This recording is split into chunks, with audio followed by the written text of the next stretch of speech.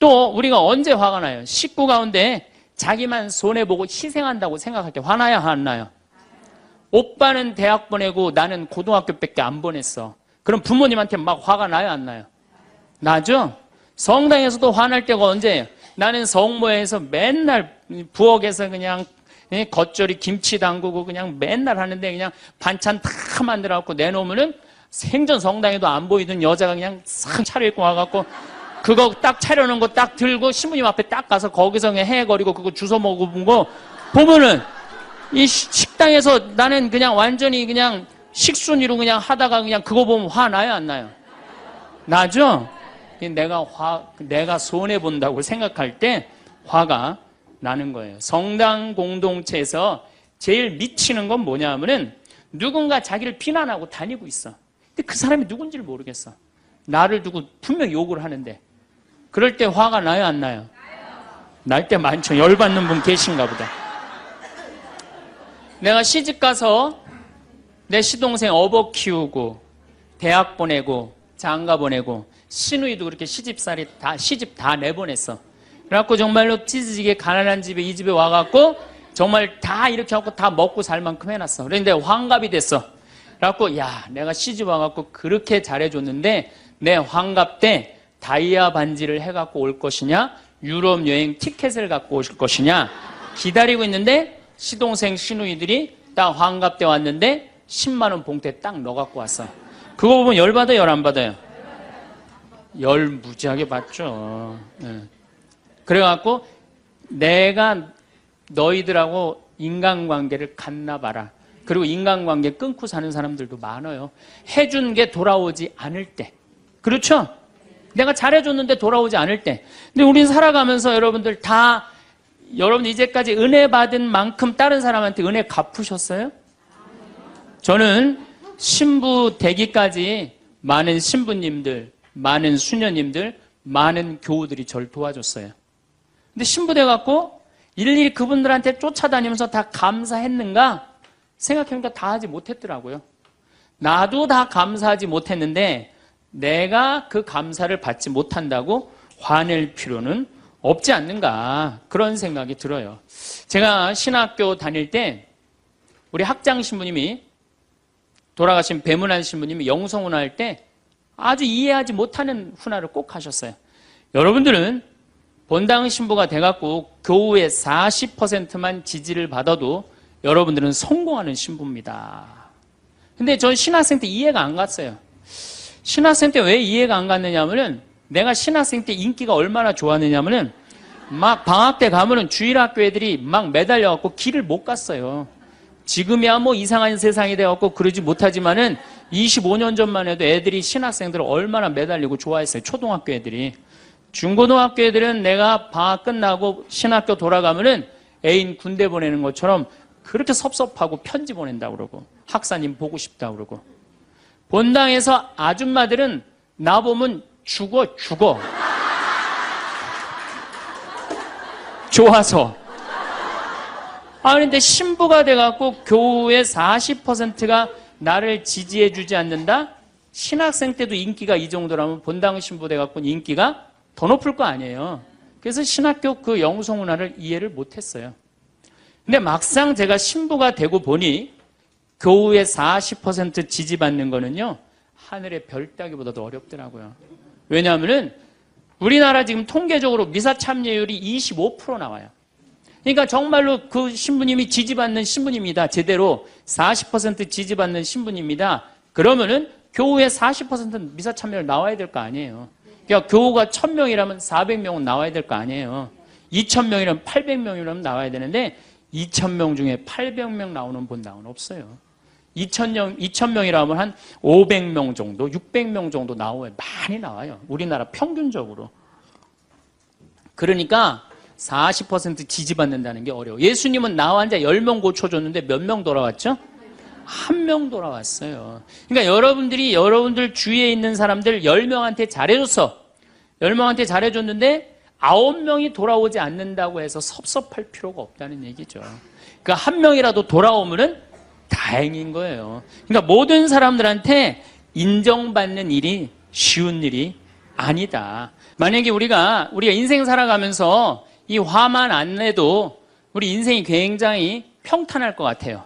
근데 가끔 잘 참다가도 그냥 갑자기 한번 화가 나면은 막 모든 게 막 뒤죽박죽 되시지 않으세요? 저는 이 한국 사회를 보면은 화로 꽉 찬 것 같아. 정말 우리나라에 화가 꽉 차 있구나. 우리 인생을 살아가면서 분노를 억제하지 못하고 돌이킬 수 없는 잘못을 저지를 때가 참 많아요. 그래서 이 화를 잘 다스린다는 게 굉장히 중요한 것 같아요. 그럼 여러분 언제 화가 나요? 화가 나는 건 언제 화가 나냐면 무시당할 때. 남편이 시댁 식구들 앞에서 아니면 성당 모임에서 우리 마누라는 할 줄 아는 게 아무것도 없다.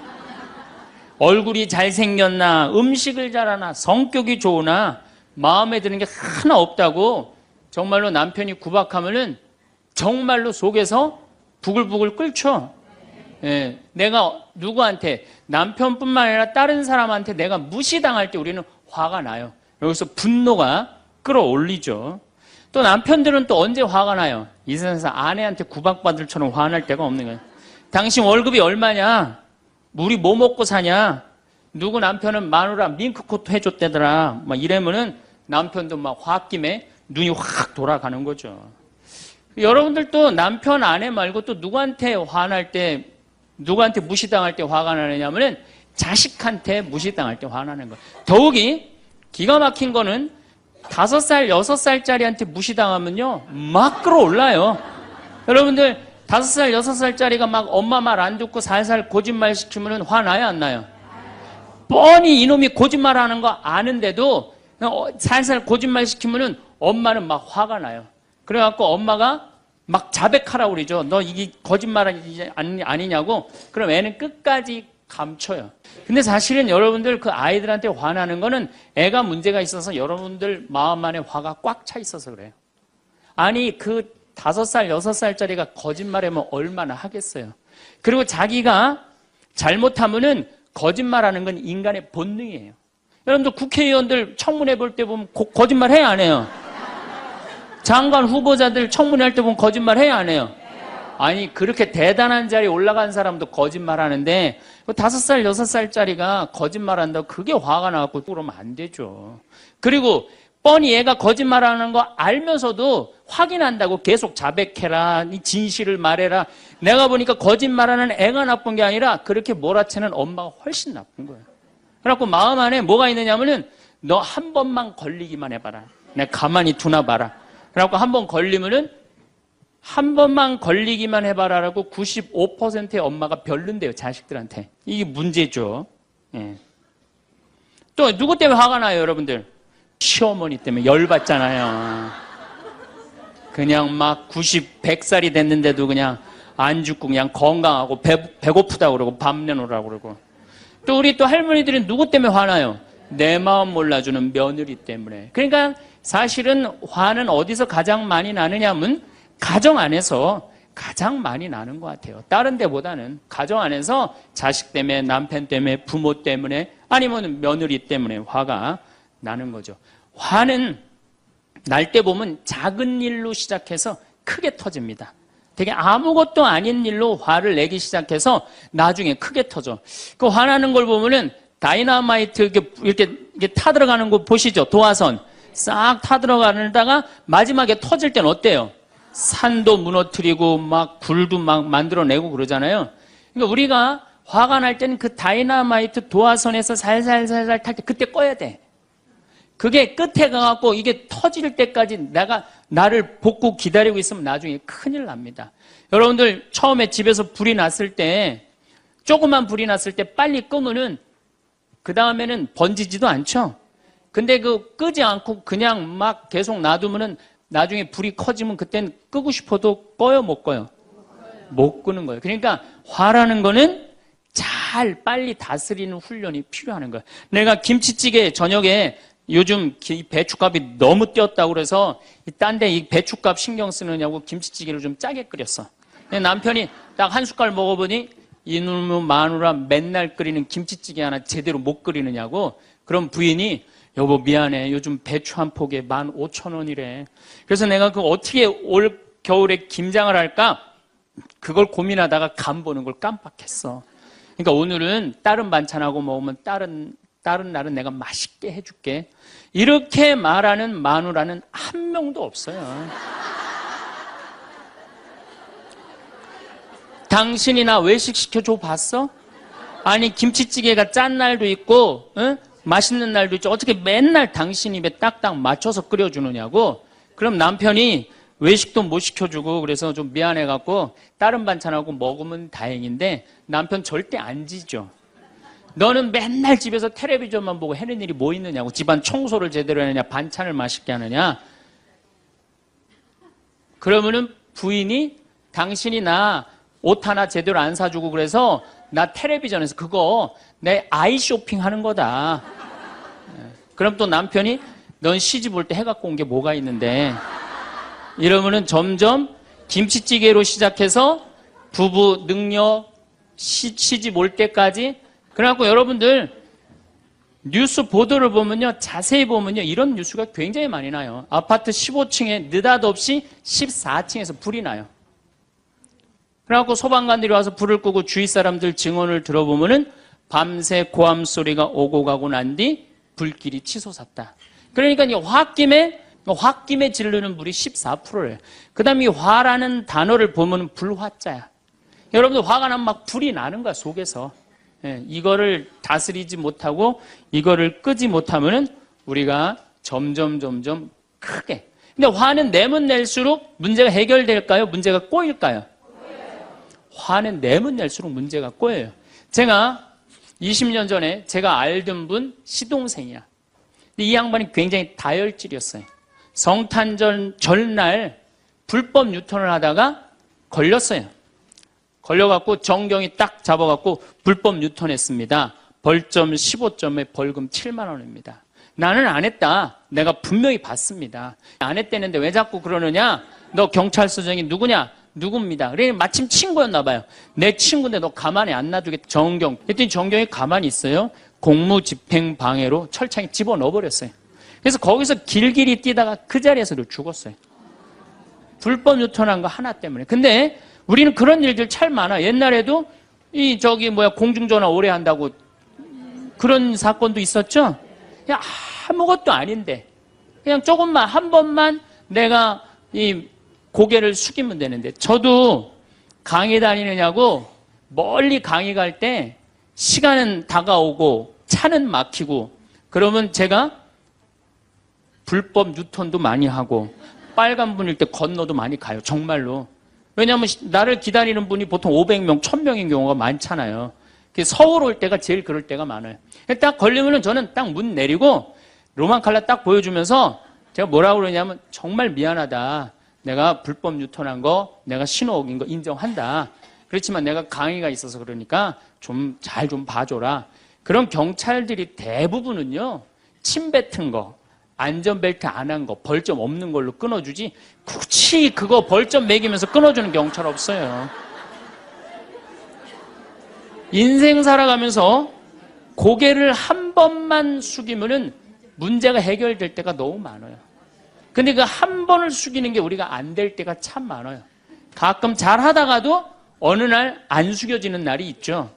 그거를 숙이는 것을 훈련이 된 사람이 성숙한 사람이에요. 그 사람이 정말로 어디다 내놔도 그 사람 문제 없이 살 사람이에요. 화날 때마다 그냥 막 집어 던지고 막 그러는 사람 주위에 친구 하나도 없어지죠. 제가 2년 전에 평화방송에 강의를 한 2달 정도 했어요. 많이 한 것도 아니에요. 2달. 그런데 정말로 인기가 대단하더라고. 막 전화가 얼마나 오는지. 특히 천주교 교우들은 의외로 전화를 안 하더라고. 개신교 성도들이 얼마나 전화를 많이 하는지 몰라요. 신부님 너무너무 설교 좋다고.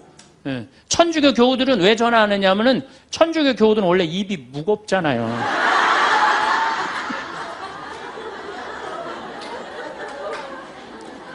급기야는 목사님이 전화를 하셨어요. 신부님 우리 교회에 와서 설교를 주일 예배에 좀 해달라는 거예요. 그래서 제가 주일 예배에 가서 설교를 했어요. 그때 이번에는 천안에서 스님이 전화를 하셨어요. 우리 절에 와서 설법을 해달라고. 더욱이 나는 그 주지 스님을 아직도 잊지 못하는데 참 좋으세요. 겸손하시고. 상좌에 앉혀서 제가 설법도 주일날 했어요. 뭐 인기가 뭐 천주교, 개신교, 불교 막 올라가는 거예요. 기분이 끝내줬는데 갑자기 전화가 한 통 왔어요. 평촌에서 사는 할머니야. 근데 이 할머니가 전화를 우리 직원한테 황창현 신부를 바꾸라고 전화가 온 거예요. 근데 문제는 황창현 신부님을 바꾸라는 건 좋은 말 하려고 전화한 거예요. 황창현 신부를 바꾸라는 건 따지려고 전화한 거예요. 전화를 딱 받았더니 당신은 정의구현 사제단이냐 딱 그렇게 물어보는 거예요. 그래서 난 아니다. 그랬더니 왜 운하를 반대하느냐. 젊은 신부가 경제도 모르고 사회도 모르고 정치도 모르는 신부가 방송에 나와서 1시간 동안 떠들면 되겠느냐.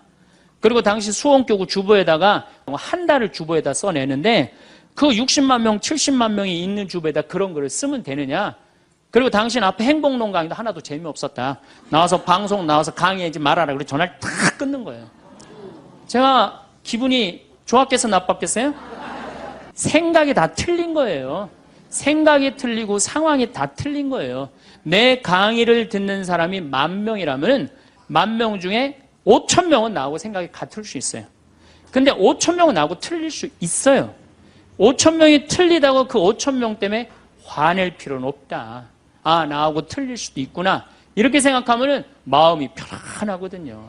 근데 그런 것 때문에 뭐 화를 내고 열낼 일이 뭐가 있어요. 또 한 번은 내가 노인에 대한 강의를 했어요. 우리 이제 안 죽는다. 우리 이제 100살까지 산다. 110살까지 산다. 그러니까 자식들한테 재산 물려주지 말고 다 여러분 위해 쓰다가 죽어라. 그리고 통장에 얼마만 남기면 되냐? 500만 원만 남겨라. 500만 원만. 그렇게 마음껏 쓰다가 죽을 때는 돌아다니다 지치면은 그냥 죽을 땐 꼴까닥 죽어라. 네, 이렇게 강의를 했더니 아, 정말로 할머니들이 이번에는 전화를 무지하게 하는 거예요. 너무너무 내 노년을 확실히 알려줘서 고맙다고. 이번엔 순천에 있는 할아버지가 전화를 하셔서 신부님, 저는 70 먹은 노인인데 침례교회를 다닙니다. 근데 신부님 강론을 듣고 가슴이 뻥 뚫렸다는 거예요. 아, 내가 남은 인생 30년이나 남았는데 어떻게 살아야 되는지 너무너무 잘 들었다고. 근데 신부님이 다음 주에 이제 돈 다 쓰다가 그 방법을 알려준다고 그랬는데 그 주간에 당신이 어딜 가갖고 못 들었대, 내 강의를. 그래갖고 그 방법을 알려달라고 전화를 했더라. 이야, 정말로 이 순천의 할아버지도 나한테 전화를 기분이 너무너무 좋더라고요. 근데 하느님은 참 짓궂게도 그 전화 끊자마자 이번에는 저 부산에서 전화가 왔어요. 황창현 신부를 바꾸라고. 전화를 딱 받았더니 당신이 황창현 신부냐고. 내가 황창현 신부라. 당신 요즘 왜 그런 강의를 방송에서 나와서 해서 집안을 평지 풍파를 일으키는 거야. 그러니까 내 강의를 듣고 시어머니일 거예요. 시어머니가 내 강의를 듣고 며느리를 불러서 한 소리 한 거지. 나 안 죽는데더라. 너 나 다 나 위해서 쓰다가 나 통장에 500만 원만 남길 테니까 나한테 유산 받을 생각 꿈도 꾸지 말아라. 그렇게 이제 얘기를 한 거야. 그러니까 그냥 열받으니까 나한테 전화를 한 거죠. 그런 강의 하지 말라고. 그리고 그 자매는 한마디 더 하더라고요. 당신 강의하는 거 재수없다고 그래서 전화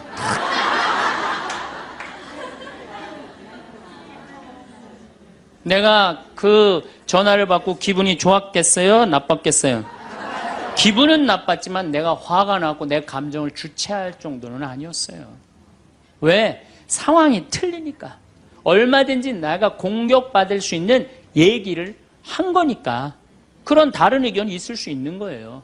그걸 일일이 다 대응하려고 그러면요 나중에 내가 어떻게 될 것 같아요? 미쳐요. 미쳐요. 제가 17년 전, 벌써 18년 전이네요. 철산성당이라는 경기도 광명 보좌신부를 했어요. 보좌신부를 했는데 거긴 교우가 14,000명이야. 14,000명. 예비자 교리반을 딱 맡았는데 100명이 딱 있는 거예요. 새로 신부는 됐지. 그냥 교리 교환을 신학교 때 얼마나 공부를 열심히 하고 준비를 열심히 했어요. 100명이 있으니까 기분이 너무 좋더라고요. 그래서 그냥 교리를 그냥 얼마나 열심히 했는지 몰라요. 근데 한 달이 지났는데 늘어나도 전찬을 판국에 아니 이게 줄어들기 시작하는 거예요. 90명으로 줄어드는 거예요. 2달이 지났는데 80명으로 줄어드는 거예요. 3달이 지났는데 진짜 딱 반토막이 나더라고. 50명으로.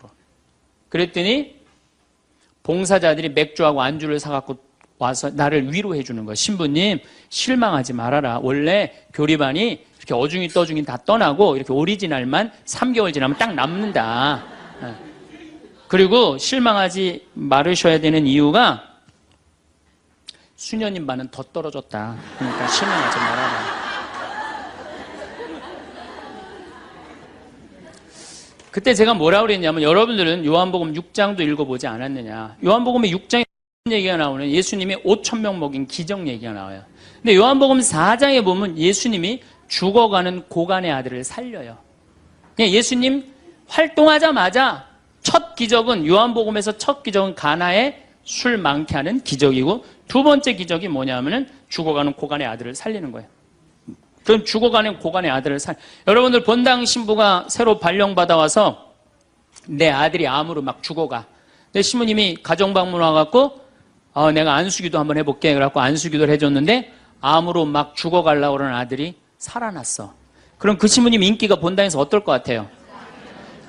성당 안 나오던 교우들도 그 신부님 구경하러 다 나올 거 미사 참례. 예수님 엄청나게 따라다녔어요. 그런데 요한복음 5장에 보면 예수님이 38년 동안 벳자다 연못에서 누워있던 사람을 지나가다가 측은한 마음이 들어서 일으켜 세워요. 근데 신부님 우리 시어머니는 중풍으로 38년 동안 누워있었다고. 그럼 내가 또 한번 안수기도 해볼게. 가서 안수기도 했는데 시어머니가 38년 만에 일어났어. 그럼 본당 신부님 인기는 하늘을 찌르는 게 아니라 하늘을 뚫고 올라갈 거예요. 그 정도로 예수님 인기가 그렇게 좋았어요. 그래갖고 이 사람들이 예루살렘에서 예수님이 그런 기적을 하셨는데 예수님을 갈릴레아 호수까지 몇 명이 따라가느냐 하면 5,000명이 따라갑니다. 자기네들 스스로 제자라고 그러면서 5,000명이 따라가요.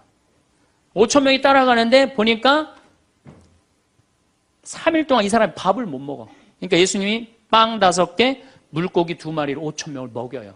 그러니까 당시 유대인들이 뭐라고 그러냐면 우리가 드디어 기다리던 왕이 왔다. 왕으로 억지로라도 모시자. 그래요. 그러니까 예수님이 딱 사라졌다가 저녁에 딱 나타나는데 갈릴레아 호수에 나타나는데 성서에 25에서 30 스타디온 정도 배가 떨어져 있었다고 그랬어요. 그럼 완 스타디온은 얼마냐? 한 200m 정도를 완 스타디온, 한 스타디온이라고. 여러분들 스타디온이 어디서 온 말이에요? 스타디움 한 바퀴를 돌고 있습니다. 그러잖아요. 그 스타디움이 성서에서 나오는 스타디온에서 나온 얘기예요. 그러니까 한 스타디온은 한 200m 정도 되는 거예요. 그걸 30 스타디온을 걸었다면은 얼마를 걸은 거냐면은 6km를 걸은 거, 무리를 쫙. 미치는 거죠. 사람이 무리를 걸은 거를 보면 미치지 않아요? 만약에 여러분들 내가 강의한다고 저 뒤에서 걸어서 안 들어오고 공중부양으로 떠서 쫙 들어온다고 생각을 해봐. 강의할 필요 있어요, 없어요? 잠깐 떴다가 그냥 쫙 나가면 그걸로 끝이지. 그러니까 당시의 유대인들은 예수님한테 완전히 반한 거예요. 근데 다음날 예수님이 이상한 말을 해요. 참으로 확 끼얹어요. 내가 진실로 진실로 너희에게 말한다. 너희가 사람의 아들의 살을 먹지 않고 그의 피를 마시지 않으면 너희는 생명을 얻지 못한다. 그러나 내 살을 먹고 내 피를 마시는 사람은 영원한 생명을 얻고 나도 마지막 날에 그를 다시 살릴 것이다. 내 살은 참된 양식이고 내 피는 참된 음료다. 군중들이 눈이 동그래요. 여러분들은 살 먹고 피 먹는 얘기 하도 많이 들어서 안 이상하죠? 그런데 다른 종교인들이 우린 예수님 살 먹어, 예수님 피 마셔. 그러면은 어떻게 생각할 것 같아요? 예수님 피 먹는 거면. 그러니까 당시의 유대인들이 뭐라고 그러냐면 이 말씀은 듣기가 너무 거북하다. 누가 듣고 있을 수 있겠는가? 그러니까 그러면서 떠나요. 그러니까 예수님이 당신의 말씀을 두고 투덜거리는 것을 속으로 아시고 그들에게 이르셨다. 이 말이 너희 귀에 거슬리느냐? 그리고 성서에 이렇게 우리에게 말합니다. 이 일이 일어난 뒤로 제자들 가운데 많은 사람이 되돌아가고 더 이상 예수님과 함께 다니지 않았다. 다 떠나간 거예요. 말을 알아듣기 너무 어렵다고. 그러니까 이제 예수님이 이제 딱 12명 딱 남아있는 거, 어떤 무식한 어부 12이 눈을 동그랗게 뜨고 예수님을 쳐다보는 거예요. 예수님이 이때 뭐라고 그러냐면은, 너희도 떠나고 싶으냐. 그러니까 이 12마저 떠나면 예수님 완전히 낙동강 오리알 되는 거예요.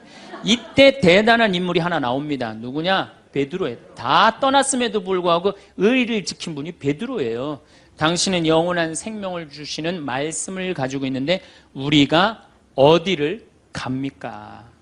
그리고 예수님은 이 12하고만 다니세요.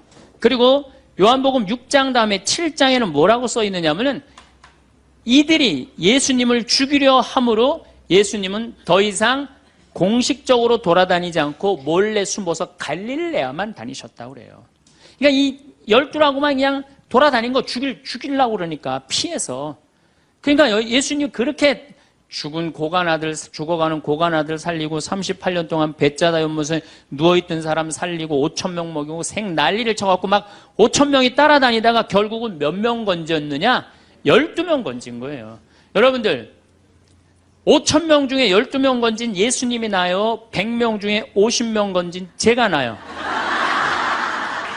누가 나요? 내가 낫지 않아요?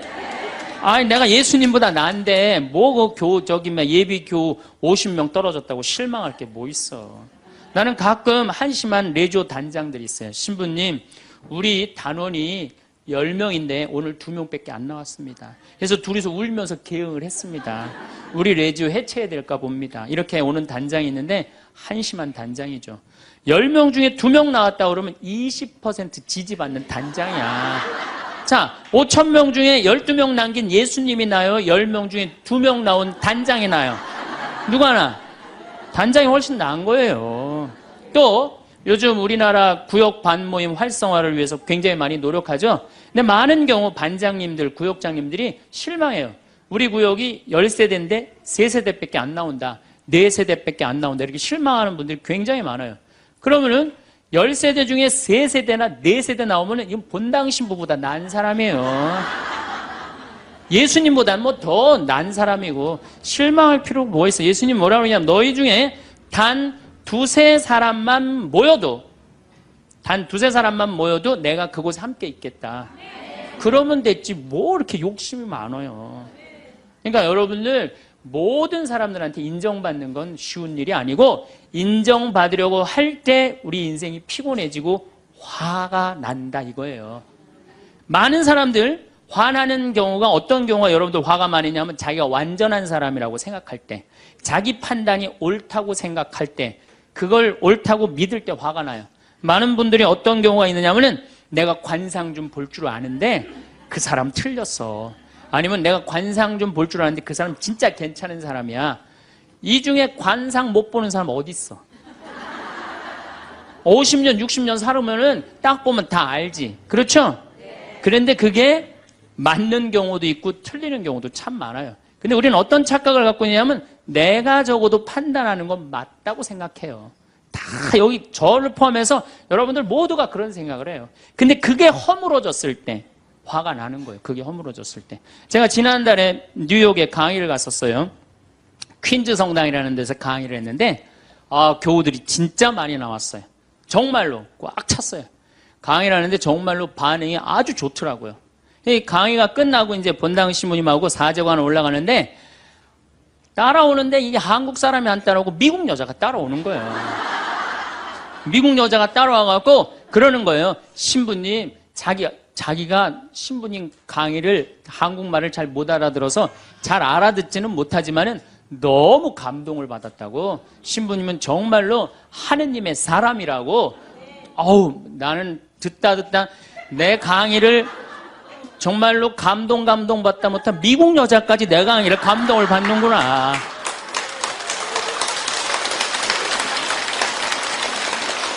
그래갖고 기분이 너무 좋아갖고 이제 그 여자하고 얘기를 하고 있는데 본당 신부님이 자꾸 나를 끄는 거예요. 사정안에 빨리 가자고.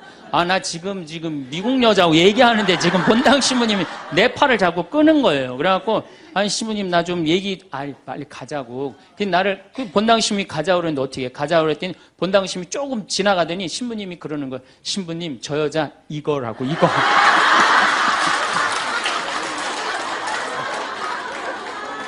한국에서 강의만 오면은 강의 오는 신부님한테 쫓아다니면서 저런다고. 난 내가 강의 잘해갖고 그런 줄 알았더니 쫓아와갖고 그냥. 내가 성당 봉사한다고 해서 모두가 나를 알아봐 줄 거라고 착각해서는 안 됩니다. 성당에서 열심히 봉사하는 우리 형제 자매님들 가운데 요셉 형제 없으면 우리 성당 쓰러져. 마리아 자매님 없으면 우리 성모에 없어져. 우리 데레사 자매 없으면 성가대 없어져. 그 말 믿지 마세요. 없어져도 성당 잘 돌아가요. 성가대에서 데레사 자매 빠져도 오히려 더 잘 돼. 그러니까 내가 그렇게 대단한 인정을 받는다고, 내가 그런 자리에 차지한다고 생각하는 그때부터 내가 불행해지기 시작하는 거예요. 제가 늘 가끔 드리는 말씀이지만은, 제가 작년 5월 달에 서울 오금동 성당에 강의 갔어요. 강의를 갔는데 그때도 막 많이 모였어요. 여러분들만큼. 그때는 베드로 얘기를 했어요. 베드로가 여러분들 굉장한 분이에요. 만약에 예수님한테 베드로가 없었다면 예수님이 없을 정도로 베드로는 예수님한테 절대적인 존재였어요. 막 그런 얘기를 막 하고 막 그러는데 교우들이 반응이 대단히 좋았어요. 그래갖고 이제 강의 1강의가 끝나고 쉬는 시간이 됐는데 22년생 할머니야. 머리가 하얀 할머니가 자기가 돌아가신 추기경 형님하고 동갑이라는 거예요. 근데 추기경 형님이 항상 자기하고 친한데 동창이라고 그랬다는 거예요. 추기경 형님, 김수환 추기경 형님이.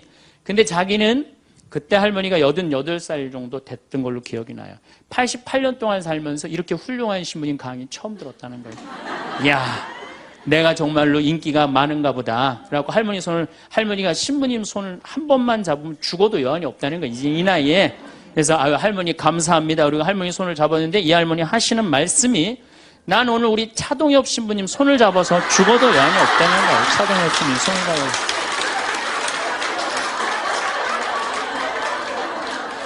그래서 제가 그랬죠. 할머니, 저는 차동엽 신부가 아닙니다. 저는 황창현 신부입니다. 그렇게 분명히 말씀을 드렸는데 이 할머니는 황창현이라는 사람을 알지도 못하는 거예요. 그래갖고 또 뭐 상담하고 싶다는 분들이 있어서 상담을 쭉 하고 있는데 저쪽에 있는 할머니가 안 가고 기다리고 계시더라고요. 사람들이 다 떠나는데 할머니가 또 오셨어요. 이 유명한 신부님 손 한번, 우리 차동엽 신부님 손 한번 더 잡아보자고.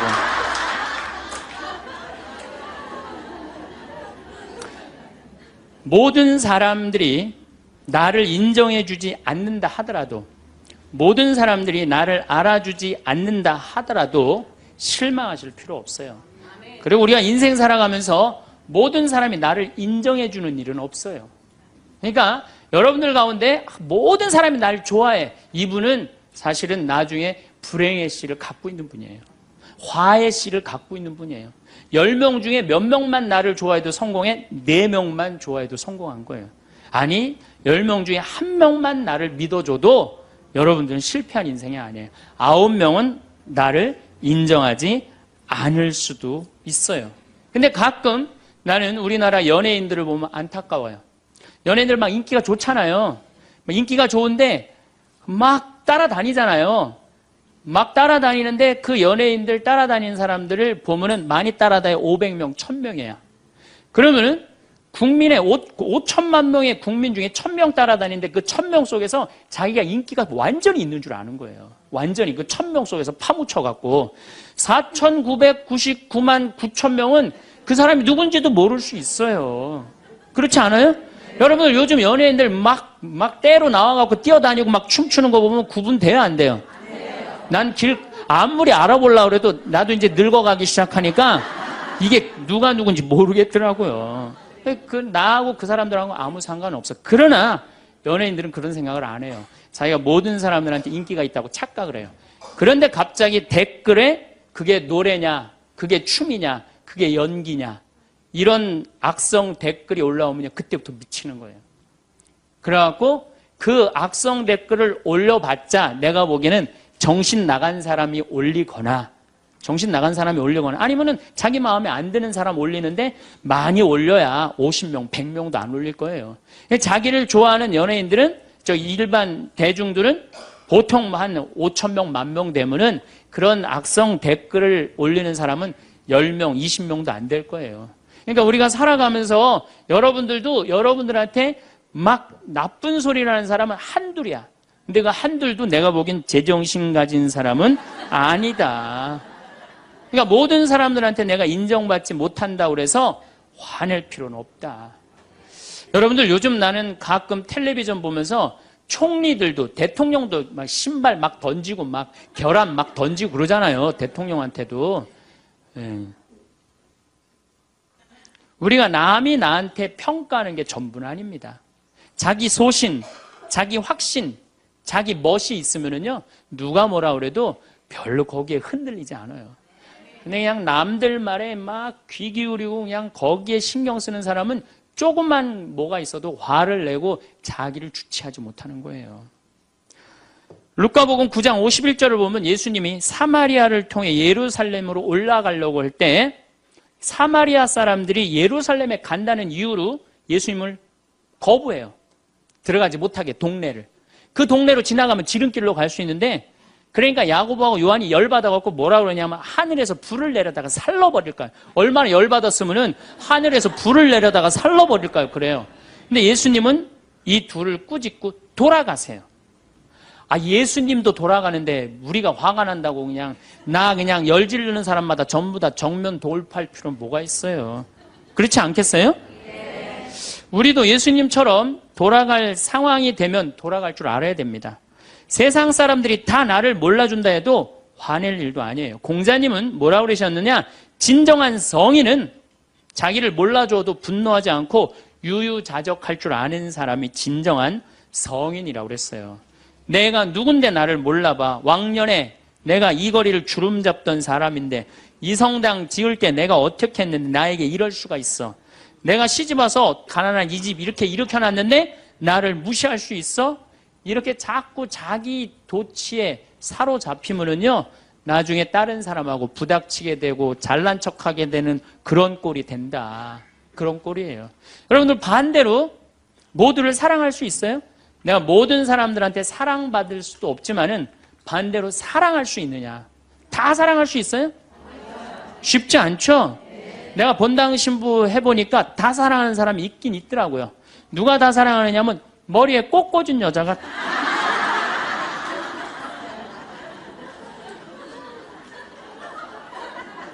이게 모두를 사랑한다는 게 쉬운 게 아니에요. 근데 우리는 뭐에 지금 세뇌가 되어 있느냐면 성당에 나오면 어떻게 해야 된다고 생각해요? 모두를 사랑해야 된다고 생각하지 않아요? 나를 괴롭히는 사람, 나를 미워하는 사람, 나한테 힘들게 하는 사람 다 사랑해야 된다고 생각해요?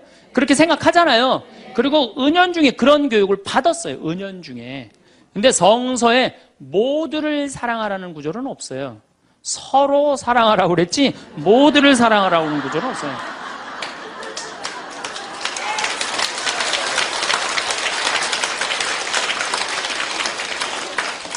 그러면은 이 모두를 사랑하는 게 얼마나 어려우느냐 요 얘기만 하고 다음 시간에 얘기하도록 하겠습니다. 사람은요 동그란 사람이 있고 네모난 사람이 있고 세모난 사람이 있고 별난 사람이 있어요. 그렇죠?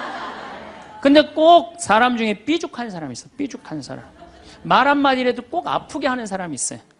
그래갖고 내가 그냥 마음 먹고 파마를 싹 했단 말이야. 마음 먹고. 그래갖고 이 동그란 사람이 파마를 딱 했는데 삐죽한 놈이 딱 와서 한마디 합니다. 파마를 왜 그렇게 했어? 얼굴이 떡판 같아 보이잖아. 그럼 이 동그란 사람 피가 뚝뚝 떨어져요? 안 떨어져요? 뚝뚝 떨어지는데 동그란 사람 특징은 뭐냐? 남한테 싫은 소리 하면 안 되는 줄 알고 있는 거예요. 그러니까 동그란 사람이 그렇게 내 가슴에 피가 떨어지면 한마디 해줘야 될 거 아니에요. 내가 떡판이든 뭐든 네가 무슨 상관이냐 이렇게 얘기를 해야 되는데 동그란 사람은 뭐라고 그러냐면 그러게 해다 보니 그렇게 됐네. 그리고 어디 가서 울기 시작하냐면 성당에 가서 울기 시작하는 거예요. 예수님, 저 삐죽한 여자가 나보러 떡판이래요. 근데 예수님 당신이 정말로 십자가에서 참고 인내하고 용서하고 사랑했으니까 나도 참고 용서하고 인내하고 사랑할게요. 그래갖고 그냥 겨우 어떻게 주체할 수 없는 걸 다스려갖고 고해성사를 봤어. 고해성사를 봐갖고 용서를 했어. 자기하고 예수님하고 신부님하고는 화해를 했는데 그 삐죽한 사람하고는 화해했어 안 했어요? 삐죽한 사람은 찔렀는지도 모르고 몰라요. 그 사람 피가 흐르는지도 몰라요. 그런데 더 동그란 사람 미치는 건 뭐냐면 그렇게 찔러놓고 딴 데 가고 막 헤헤거리고 또 수다 떨면은 동그란 사람이 속으로 무슨 생각이 들어요? 넌 웃음이 나오니? 난 지금 피가 뚝뚝 흐르는데. 가을이 돼갖고 그냥 또 그냥 마음 먹고 성당을 나왔는데 삐죽한 놈이 동그란 사람한테 한마디 또 합니다. 아니 요즘 남편이 돈 못 벌어? 옷을 왜 이렇게 후줄그리하게 입고 다녀? 그러면 또 피가 뚝뚝 떨어지는 거야. 이 동그란 사람 여러분들 삐죽한 사람 만나야 돼? 만나지 말아야 돼? 만나면 안 돼요. 이 삐죽한 놈 누구 소개시켜줘야 되냐면 별난 놈 소개시켜요. 별난 놈. 찔러도 안 나오는 별난 놈. 예? 이런 놈 소개시켜줘야지 어떻게 모두를 사랑할 수 있어요. 그거는 불가능한 얘기예요. 모두를 사랑한다는 거. 그러니까 여러분들 오늘 이후로 나는 모든 사람을 사랑할 것이다. 그러면 나중에 누가 망가지냐면 내가 망가져요. 예. 모두를 사랑하면서 자기가 완전히 망가지는 거예요. 화는 어느 날 갑자기 터지는 것이 아닙니다. 사람들은 흔히 그 순간을 욱했다고 말하지만 사실 그 이전에 이미 오랫동안 무언가가 쌓여 있었습니다. 아주 작은 서운함, 말하지 못한 억울함, 그리고 무시당했다는 느낌 같은 것들이 조용히 마음 한켠에 자리를 잡고 어느 순간 더 이상 담아낼 수 없을 때 밖으로 터져 나오는 것입니다. 마치 그릇에 물이 한 방울씩 차오르다가 마지막 한 방울에 넘쳐오르는 것처럼 감정도 그렇게 천천히 쌓이고 결국 넘치게 됩니다. 그러니 그 마지막 한 방울을 탓하는 것은 사실 억울한 일입니다. 진짜 문제는 그 이전에 쌓여 있던 것들입니다. 그래서 화를 다스린다는 것은 이미 끓어오른 감정을 억지로 누르는 일이 아닙니다. 그보다는 마음속 아주 작은 불씨를 미리 알아차리는 일에 가깝습니다.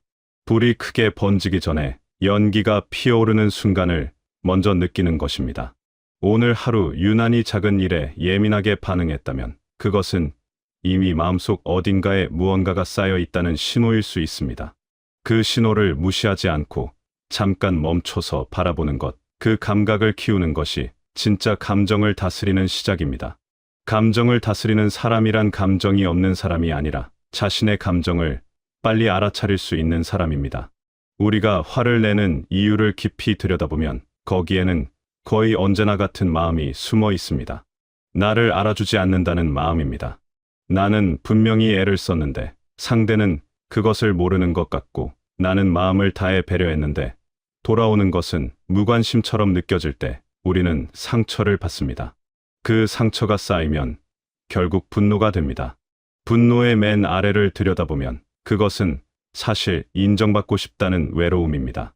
나라는 사람을 누군가 제대로 바라봐 주기를, 내가 한 일을 누군가 알아주기를 바라는 마음입니다. 그것은 부끄러운 마음이 아닙니다. 사람이라면 누구나 품고 있는 자연스러운 감정입니다. 나이가 들수록 그리고 더 많은 것을 감당하며 살아올수록 그 마음은 더 깊어지기도 합니다. 많은 것을 말없이 해내면서도 그 수고를 알아주는 사람이 없다고 느낄 때 그 외로움은 생각보다 훨씬 크게 다가옵니다. 화를 이해한다는 것은 감정의 표면을 보는 것이 아니라 그 안쪽에 고여있는 서운함과 기대를 바라보는 일입니다. 그렇게 안을 바라볼 수 있을 때 감정은 조금 다르게 느껴지기 시작합니다. 단순히 화가 난 것이 아니라 나는 지금 외로웠구나, 나는 알아주기를 바랐구나 하는 것을 알게 됩니다. 그 알미 마음을 조금 부드럽게 만들어줍니다. 마음을 많이 준 사람일수록 더 크게 실망하게 되어 있습니다. 이것은 인간의 본성에 가까운 이야기입니다. 기대가 크면 작은 행동 하나에도 쉽게 상처를 받게 됩니다. 그 사람이 조금만 다르게 행동했더라면, 한마디만 더 따뜻하게 말해 주었더라면 하는 생각이 마음을 붙들기 시작합니다. 그리고 어느 순간 관계는 주고받는 계산처럼 변해갑니다. 내가 이만큼 했으니 상대도 그만큼 해야 한다는 생각이 생기면 관계는 점점 피곤해집니다. 그런데 세상은 내가 준 만큼 꼭 돌려주는 방식으로 움직이지 않습니다. 사람마다 표현하는 방식이 다르고 마음을 전달하는 속도도 다릅니다. 어떤 사람은 행동으로 마음을 표현하고 어떤 사람은 말로 표현합니다. 어떤 사람은 받은 것을 바로 돌려주고 어떤 사람은 한참 뒤에야 돌려줍니다. 그 차이를 무관심이나 무시로 받아들이기 시작하면 관계는 점점 좁아집니다. 상대방이 나쁜 사람이 아닌데도 나를 아끼지 않는 사람으로 느껴지기 시작합니다. 그 오해가 쌓이면 결국 소중한 관계가 흐트러집니다.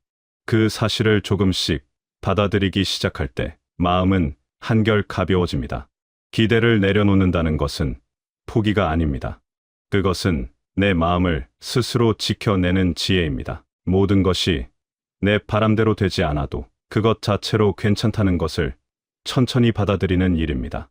상대방이 나와 다른 방식으로 마음을 표현한다는 것을 인정할 수 있을 때 우리는 비로소 그 사람을 있는 그대로 볼 수 있게 됩니다.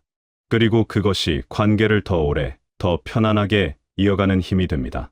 살다 보면 참 다양한 사람들을 만나게 됩니다.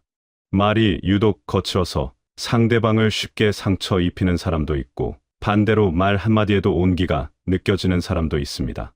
의도치 않게 상처를 주는 사람도 있고 별 뜻 없이 한 말이 가시처럼 박히는 경우도 있습니다. 그 모든 사람에게 인정받으려 애쓰는 것은 결코 가능한 일이 아닙니다.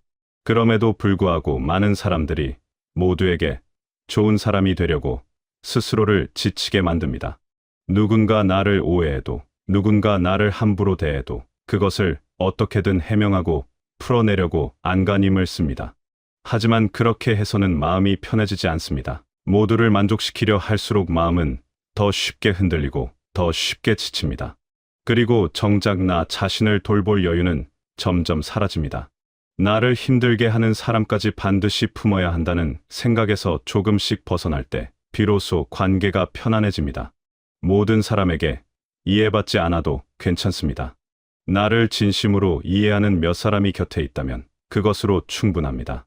오히려 그 몇 사람과의 관계를 더 소중히 가꾸는 것이 수많은 사람에게 인정받으려 애쓰는 것보다 훨씬 마음을 풍요롭게 해줍니다.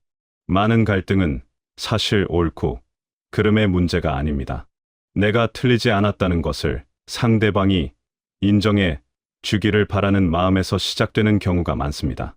내가 맞다는 것을 끝까지 증명하고 싶은 마음, 상대방이 먼저 사과하기를 기다리는 마음, 이런 마음들이 갈등을 길고 지치게 만듭니다.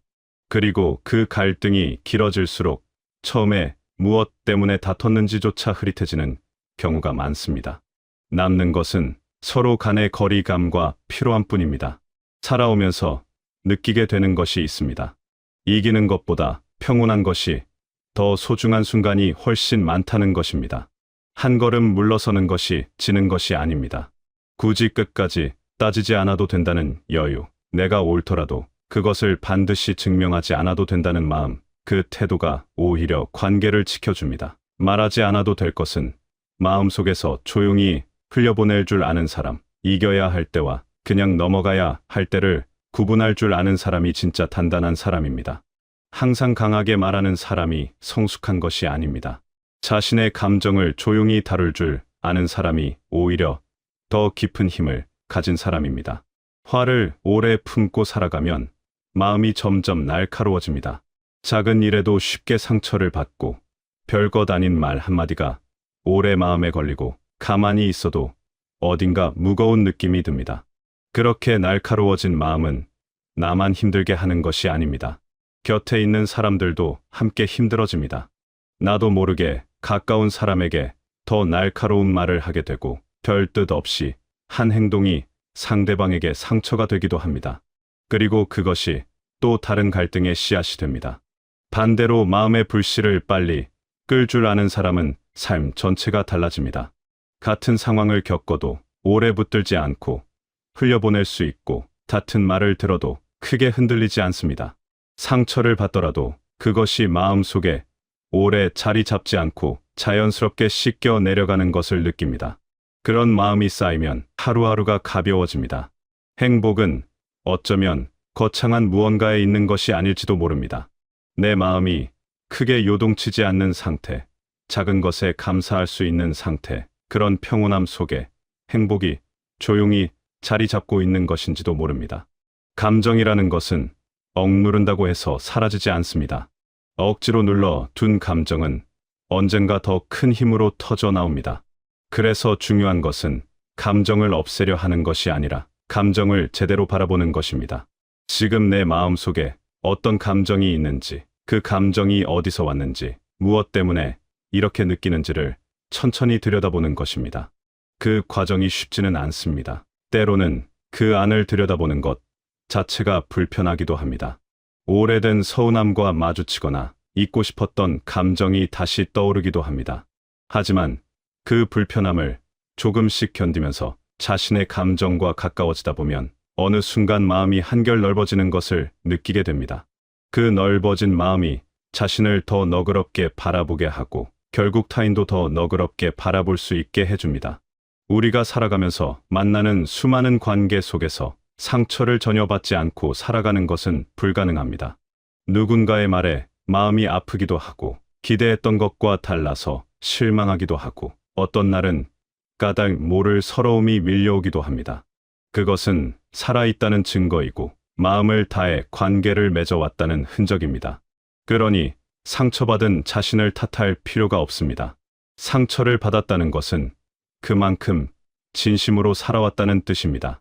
다만 그 상처를 오래 붙들고 있을 필요는 없습니다. 상처는 인정하고 충분히 아파하고 그리고 천천히 내려놓으면 됩니다. 내려놓는다는 것은 있는 것이 아닙니다. 그것은 더 이상 그 상처가 내 오늘을 지배하지 않도록 하는 것입니다. 사람은 완벽해질 수 없습니다. 화를 전혀 내지 않는 사람도 없고 늘 너그럽고 여유로운 사람도 없습니다. 어떤 날은 별것 아닌 일에 마음이 상하기도 하고 스스로도 왜 이러나 싶을 정도로 예민해지는 날도 있습니다.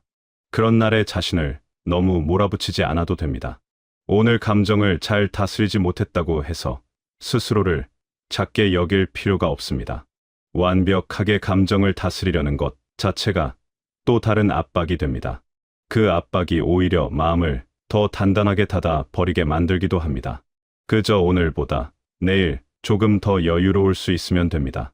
어제보다 오늘 마음이 조금 가벼우면 됩니다. 작은 변화가 쌓여 삶을 바꿉니다. 한꺼번에 달라지려 하지 않아도 됩니다. 아주 조금씩 천천히 나아가는 것으로 충분합니다. 세상은 내 마음대로 되지 않습니다. 사람도, 상황도, 때로는 내 몸도 내 뜻대로 움직이지 않습니다. 그것이 때로는 억울하고 화가 나고 지치게 만듭니다. 하지만 세상을 완벽하게 바꾸는 것은 우리 손에 있지 않습니다. 우리 손에 있는 것은 그 세상을 바라보는 내 마음입니다. 같은 상황도 어떤 마음으로 바라보느냐에 따라 전혀 다르게 느껴집니다. 힘든 일이 있을 때 그것을 나를 무너뜨리는 것으로 볼 수도 있고 나를 조금 더 단단하게 만들어주는 것으로 볼 수도 있습니다. 그 시각의 차이가 결국 삶의 무게를 다르게 만듭니다. 마음이 타오르는 속도를 조금씩 늦추는 것, 그것이 우리가 할 수 있는 가장 조용하고 단단한 변화입니다. 여러분도 마음속에 무언가 오래 눌러두었던 것이 있다면 그것을 조용히 꺼내 바라보시길 바랍니다. 억울했던 일, 말하지 못한 서운함, 그리고 그 안에 숨어 있던 작은 외로움까지. 그 모든 것이 여러분의 잘못이 아닙니다. 여러분은 그저 마음을 다해 살아온 것입니다. 이제는 조금 더 자신에게 다정해지셔도 됩니다. 화가 나도 괜찮고, 상처받아도 괜찮고, 때로는 지쳐도 괜찮습니다. 그 모든 감정을 품으면서도 마음이 조금씩 더 평온해지는 하루하루를 살아가시길 바랍니다. 여러분의 마음이 오늘보다 내일 조금 더 따뜻하고 고요한 자리에 머물 수 있게 되시길 바라겠습니다.